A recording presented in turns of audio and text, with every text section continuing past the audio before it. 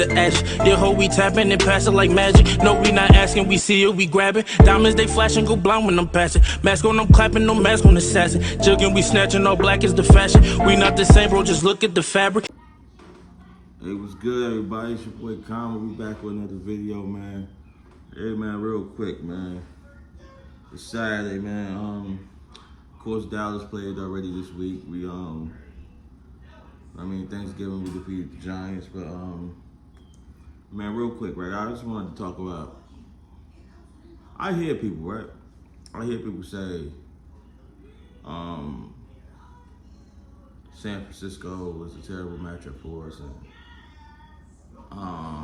we're not better than Philly and things of that nature. I don't want to hear the Vikings talk. We beat the Vikings.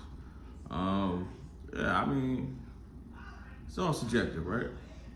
But the way I look at things, right? Tampa Bay is not the same team they were at the beginning of the year. They started off struggling. San Fran is not the same team they were at the beginning of the year. They started off struggling. Seattle, the Eagles are not the same team they were at the beginning of the year, and their production seemed to tail off a bit. But I said to say this, right? There's no flawless team in the NFC. There's no flawless team. San Fran is not an unbeatable team. Philly is not an unbeatable team. Dallas is not unbeatable. Of course, we know Minnesota is not unbeatable. Tampa Bay. All these guys are beatable any given Sunday, right? And what we got going for us is our offense is starting to ascend, and I think it's still going to ascend as the season goes further and further, because eventually someday, even when we don't get Odell, I believe James Washington, one of them guys to be back. I like what we got going on. I like what we got going on tight end wise. I like those things. Go that way. Go get mama. I like what we got going on tight end wise. A 3-headed monster at tight end, 2-headed monster at running back. We're currently on pace to have 2,000-yard rushes, and a 1,000-yard receiver, which is not shabby for an offense that was started off ranked 27 from the quarterback missed 5 games. But I say that to say this, right? We're just as dangerous, even more dangerous than any other team in the NFC. And because when the playoffs start, yes, you need to run the ball. That's absolutely. You have to run the ball. You can run the ball. Yes, you need to be formidable against the run, which I believe we improved against the run each couple of weeks. We just shut down Saquon. I also feel like in the playoffs, one of the most important things you need to do as well is pass rush. If our offense stays or keeps ascending how I think we will be, it's not hard for us to go up and get a 7-point lead, a 10-point lead, because we're probably the only team right now in the NFC that you can say, if I happen to get down double digits, I'm in trouble. I can't throw my way out of that, because this pass rush is undeniable, and we can stand on that. That's one thing that nobody else got in the NFC that we got. The Eagles traded for Robert Quinn. I don't know where he been at. I don't even know if he playing. Well, it's a joke. I know he playing, but he ain't doing nothing.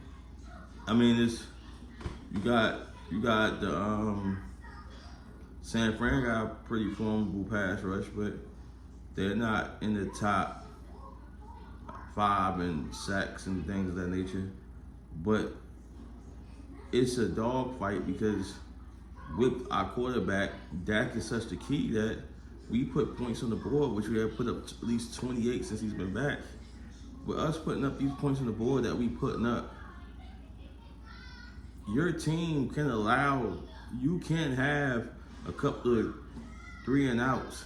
If you get 2 3 and outs and we keep scoring, the game could essentially change. And and that's the problem, and people don't understand that, man. We haven't met the offensive line yet that said, "Oh, we're gonna shut them out." You know what I'm saying? And I think that's important. I think the emergency of Damone Clark is looking better and better every week.